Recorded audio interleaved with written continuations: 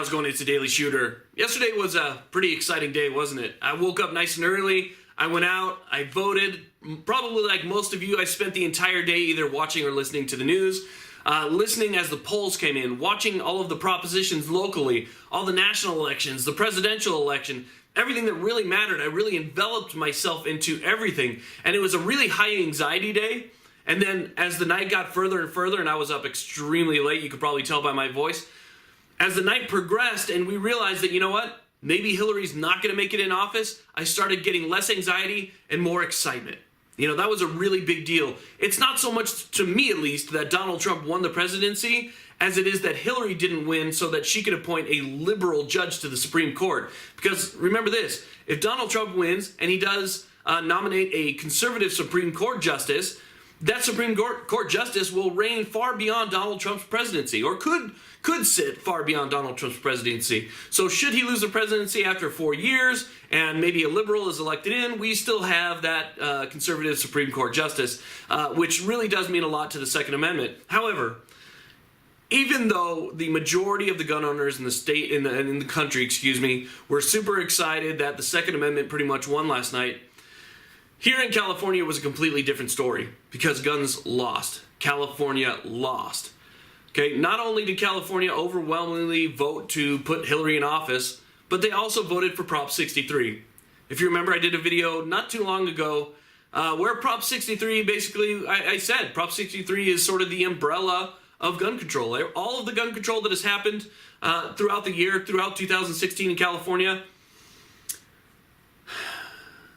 Prop 63 tops that off, and it passed. And it passed by an overwhelming majority. So here's what's going to happen. 2018 is going to come along, and in January 1st of 2018, no more internet sales of ammunition. No more bringing ammunition over state lines. There will be background checks for ammunition. You'll have to have a card. You'll have to get a background check. Any large amounts of ammunition will have to be reported to the Department of Justice because they want to know who you are. Ammunition sellers will be required not only to do the background checks, but will be licensed to sell ammunition here in the state of California. This is bad. All of the stuff that I've been talking about for the past year or year and a half, fighting Gavin Newsom, fighting Governor Jerry Brown, fighting all of the bills that he signed back in July, fighting against Prop 63, everybody that spoke out against these things, and we still lost by an overwhelming majority. The amount of liberal lack of knowledge in this state is overwhelming, extremely overwhelming. So now with Prop 63 passing, it's going to give them even more leverage, okay, by way of, I'm not exactly sure how to say this, but they may feel emboldened now that the people have voted for this. So they passed it on their own. They kind of shoved it through Congress, or not through Congress, but shoved it through the state Senate, and it went up and it got signed by Jerry Brown, all those laws back in July. But now the people have voted for gun control. So this should embolden them now to go after more gun control next year. Let's forget, they don't just stop legislating now. Now they legislate more. Now they push further. And there's got to be a stop. But, even though the state was super excited last night, those of us in California really got our asses kicked when it comes to gun control. Something has got to be done.